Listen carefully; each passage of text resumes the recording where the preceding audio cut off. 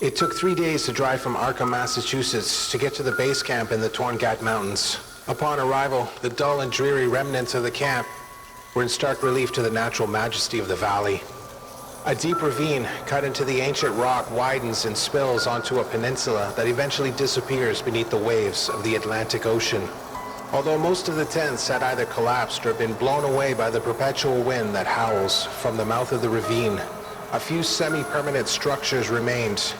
This is where my investigation began.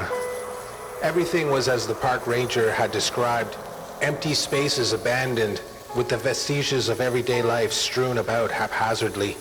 Clothes on hangers and personal items collecting dust, unfinished journal entries, and the reek of rotting food.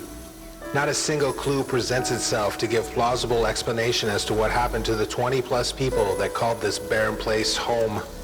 Gagging on the sickly sweet smell of putrefaction, I stumbled outside to breathe the crisp, cool air.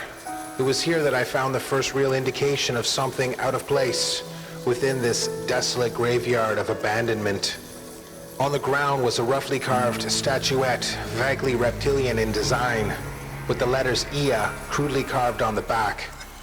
This instantly triggered a recollection of the account of missing academic Albert Wilmarth, folklorist and esteemed academic from Miskatonic University.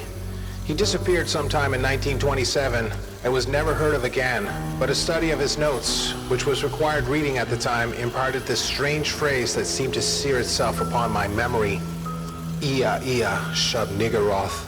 This phrase keeps tumbling around in my mind as I contemplate the rudimentary beauty of this effigy of serpentine maleficence. Ia, shub niggeroth. Ia, shub niggeroth. My eyes grow heavy as the long trip and desolation of the base camp fully permeates into my consciousness and the measure of unease is fully realized. There's something wrong about this place. The small trapper community where I am staying is as bleak as the landscape beyond, its residents silent and suspicious, barely capable of hiding their xenophobia.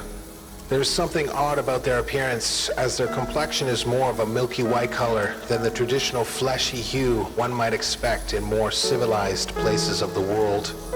Long, gangly limbs look unnaturally emaciated, while their sunken eyes and cheeks give them an ominous and skeletal-like semblance. In short, they are as cold and alien to me as the landscape to which they belong. On the morrow, I will return to the camp and follow the barely discernible goat path that leads up to the dig site proper. I know not what I will find, and I do not hold much hope that it will be of much use. I only wish to conduct my business as quickly as possible and flee this oppressive place. Its wrongness feels like a massive weight pressing down between my shoulder blades. I will try and rest now. Undoubtedly, I will experience that strange tribal dream that has haunted me since I first received that fateful message 3 weeks ago. I suddenly feel an overwhelming urge to flee, but I must persevere and master my fear.